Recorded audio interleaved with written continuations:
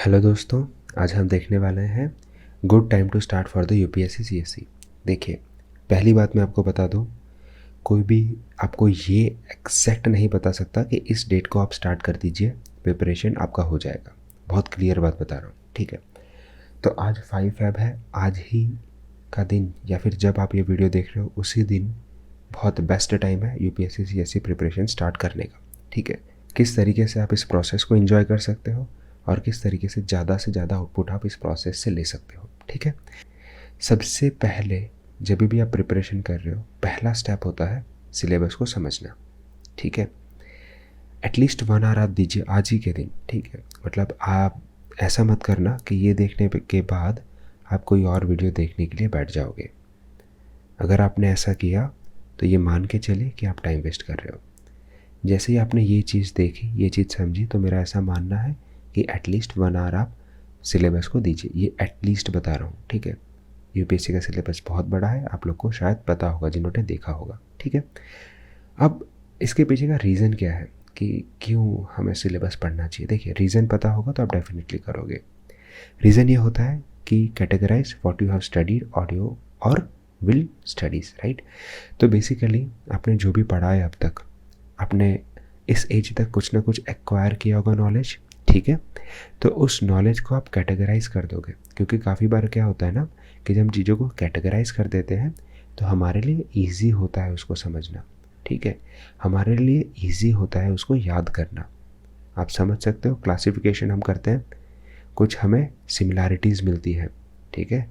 तो कैटेगराइज करना बहुत ईजी पड़ता है। दैट्स वाई सिलेबस को पढ़ना इंपॉर्टेंट है, क्योंकि आप बहुत सारी चीज़ें पढ़ोगे, करंट अफेयर्स में भी पढ़ोगे बहुत सारी चीज़ें, बट कौन सी चीज़ कौन से कैटेगरी में आएगी, कहाँ पे यूज़फुल होगी, वो आपको थोड़ा सा पता होना चाहिए, ठीक है। दूसरी बात मैं अगर आपको करूँ तो broad understanding of what we have studied होना चाहिए यहाँ पे, व्हाट वी हैव स्टडीड और विल स्टडी, ठीक है। तो एक ब्रॉड अंडरस्टैंडिंग होनी चाहिए कि ये सारा हमने पढ़ा है और ये सारा हमें पढ़ना है। एक्चुअली ये ज़्यादा इंपॉर्टेंट है यहाँ पे कि ये चीज़ें हमें पढ़नी, एक ब्रॉड अंडरस्टैंडिंग होनी चाहिए। चलिए एक सिंपल से एग्जांपल के साथ ही मैं समझाता हूँ आपको। ये सिलेबस है आपके सामने, ठीक है। तो GS1 का जो पेपर होता है ना, उसमें हिस्ट्री आता है, ज्योग्राफी आता है, society and art and culture आता है, ठीक है। तो आप बेसिक मोटा मोटा समझो। मैं कहानी के तरीके से आपको समझाने की कोशिश करता हूँ, फील करा रहा हूँ आपको कि अगर आप सिलेबस को फील करोगे ना तो आप उसको याद कर पाओगे बहुत ईजीली। देखिए, आपको इन्विजिलेटर को ने बताया कि देखो भाई, आज तो हम तुम्हारा क्या टेस्ट करने वाले हैं, कुछ बेसिक चीज़ें टेस्ट करने वाले हैं। क्या क्या कि क्या तुम्हें तुम्हारे हिस्ट्री के बारे में पता है, ठीक है। क्या तुम्हें तुम्हारे माता पिता के पास्ट के बारे में पता है, उससे रिलेट करो आप, ठीक है। तो तुम्हें तुम्हारे हिस्ट्री के बारे में पता है, फिर वो आपको कहेंगे कि तुम जहाँ पे रहते हो उस जगह के बारे में तुम्हें पता है, दैट इज़ ज्योग्राफी के बारे में पता है, ठीक है। तुम जिस सोसाइटी में रहते हो, राइट, उसके बारे में तुम्हें पता है। बहुत बेसिक चीज़ें वो लोग आपसे पूछ रहे हैं, ये मान के चलो, ठीक है। और तुम्हारे घर में मान लो कुछ आर्ट है, ठीक है, कुछ आर्ट वगैरह है कि नहीं, तुम्हारे घर का कल्चर कैसा है, ठीक है। तो ये बेसिक चीज़ें हैं। ये ब्रॉड अंडरस्टैंडिंग में मैं आपको बाद में दूंगा। ये पढ़ने से जो पहली फीलिंग आती है, जो आप रिलेट कर सकते हो कहानी से, वो मैं बताने की कोशिश कर रहा हूँ, ठीक है।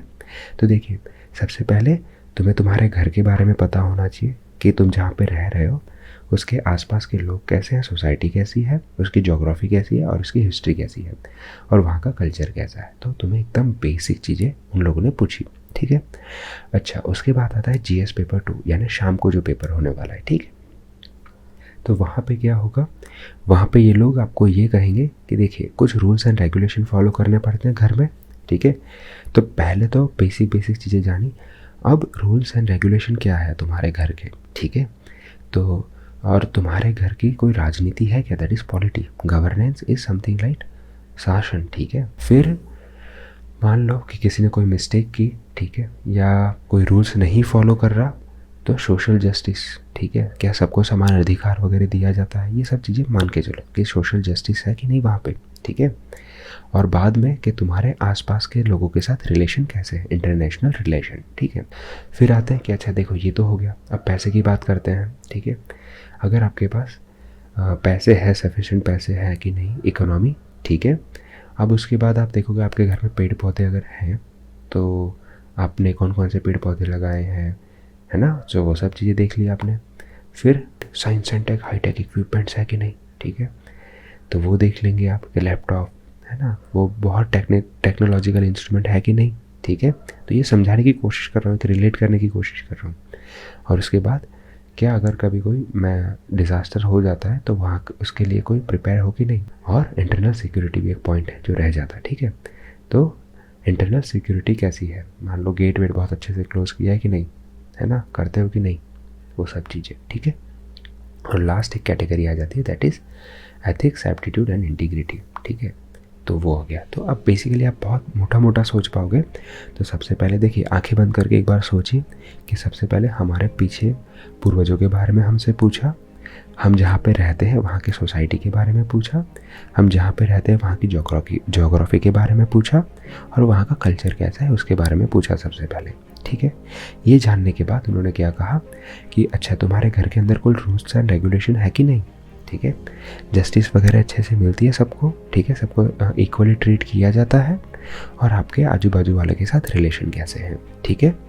ये हो गया। बाद में नेक्स्ट डे वापस GS2 में GS3 में आपसे क्या पूछा कि अच्छा वो सब हो गया, अब आपके पास सफिशिएंट पैसा है कि नहीं, ठीक है, टेक्नोलॉजी यूज़ करते हो, साइंस एंड टेक बहुत अच्छे से जाता है, ठीक है, आप अपने टेक्नोलॉजी के बेसिस पे आप अपने एनवायरनमेंट को ख़राब तो नहीं करते हो, एनवायरनमेंट सही है, ठीक है। अगर डिज़ास्टर होता है तो आप टेक्नोलॉजी का यूज़ करते हो प्रॉपर, ठीक है, प्रॉपर मैनेजमेंट सिस्टम है कि नहीं। और बाद में लास्ट में गेट बंद कर देंगे कि भाई इंटरनल सिक्योरिटी अच्छे से होनी चाहिए, ठीक है। तो ये समझ पा रहे हो। और लास्ट में ये सब जानने के बाद तुम्हारी वैल्यू सिस्टम क्या है, तुम्हारे एथिक्स क्या है, ठीक है, तुम सही पर्सन हो कि नहीं, उन सब चीज़ों के बारे में वो लोग पूछेंगे, ठीक है। तो आई होप मैंने इसको बहुत सिंप्लीफाई करने की कोशिश की है, एक आम लैंग्वेज में समझाने की कोशिश की है, ठीक है।